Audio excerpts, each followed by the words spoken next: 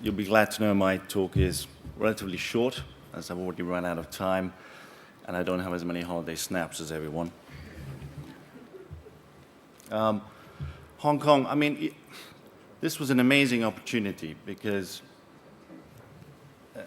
the Ethicon Fellowship basically provides you with time to concentrate on your training, and there's no service component to it, which is something obviously we've never experienced in any other jobs here during our training. Now, I won't talk too much about this because you've already heard about the process that we went through getting the Ethicon Fellowship, but it's looking for the people who were at the end of their training and who were basically wanting to, like a finishing school, get to the point where they could then take on a consultant job. Now, the location was obviously in Hong Kong.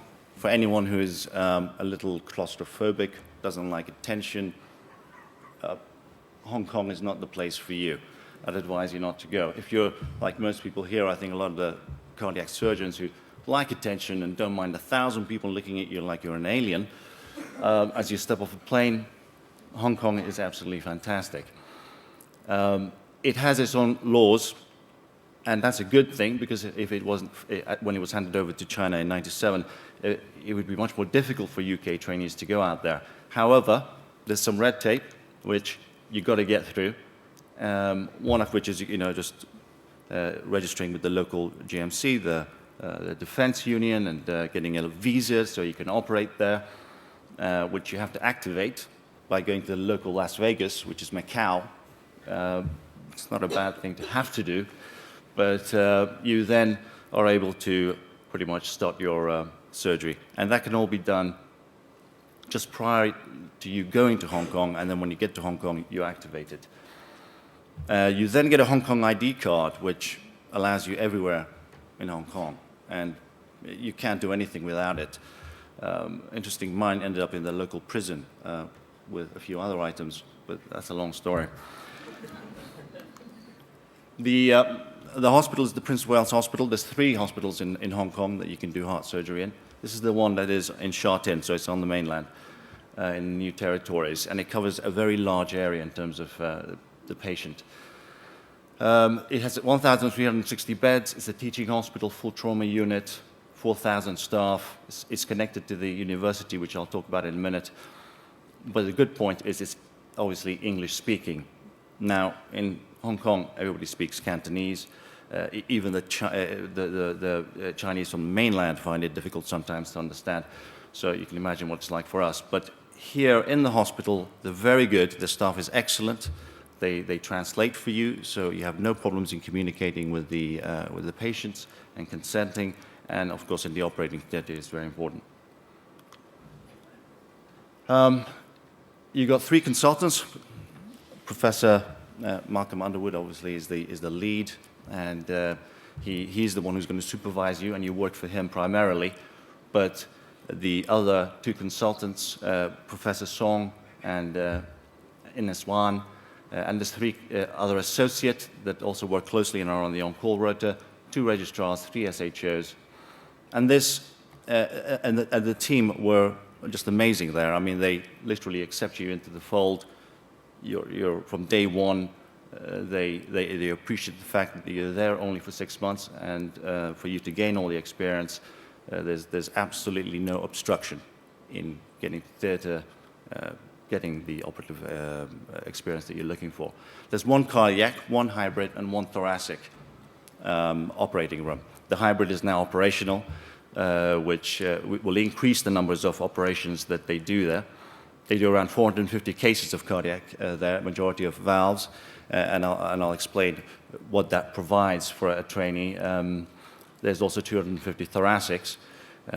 The cardiac caseload, obviously, is multiple valve pathology. They usually present quite late. You've got suprasystolic pulmonary pressures. You get to assess these patients as they come in and plan for the operation, and then you become confident with doing operations where obviously there's multiple components to it. Now, doing triple valve procedures is not common for a trainee here in the UK, and it's difficult to somehow figure out what you do first. But There, it's reasonably common, and you're encouraged to get involved, and obviously with the mentorship of Professor Underwood, you're operating from day one. Coronary artery disease is there, and people think that there may not be the incidence there, but it's increasing, and they have a very large waiting list altogether. Thoracic surgery is historically, they're obviously very good with VATS, which a lot of people know about already, but that has now progressed, and we'll talk about that in a second in terms of what you can gain, and a lot of endobronchial therapy. Now, the case mix, as I explained, the multiple valves, when they present late because these patients, they don't go and see their doctors too often until things are a bit late. And they're all heart, and it's sometimes overwhelming when you see them initially. Aortic work, if anyone's looking for getting experience in aortic dissections, they present on a weekly, sometimes a daily basis. And you're involved in the whole sequelae of events. They initially do the type A dissection, but a majority of them come back because they're quite young, and you have to deal with quite complex pathology involving aortic arch replacements, which are, again, a common procedure you will be involved in, and given assistance with the interventional department at the Prince of Wales is again, very large with a lot of experience, and you're encouraged to go, not just provide access, but you deploy the stents, you're involved in the whole sizing, understanding of endo leaks. You're also involved with the vascular surgeons doing carotid crossovers, carotid subclavian crossovers, and other debranching procedures. And this was just one of the cases that I was involved in. Now with thoracics, these are the two Calvins. You may recognize them, they've both been here, doing a single port VATS lobectomy. And he now has a series of these, and they have a very good training wet lab there that internationally is known, and it's actually coming up. Using equipment as well that is relatively up to date. They're well-financed there in Hong Kong, and they have a surplus of taxes.